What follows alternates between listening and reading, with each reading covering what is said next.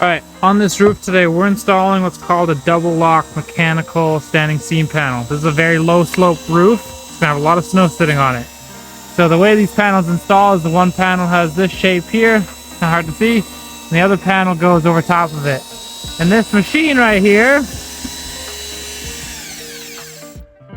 until the very end, which we gotta do a little bit by hand, takes those seams and locks them together. So again, this last 6 inches, 8 inches, we gotta do by hand, but it takes these two profiles and it makes it into this closed rib.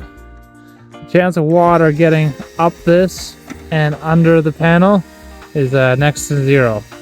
So it's a different kind of standing seam, specifically designed for lower slope roofs. I mean, you can install it on any slope you want, but the whole premise here is that this pitch is very, very low and it's going to have snow and water sitting on it.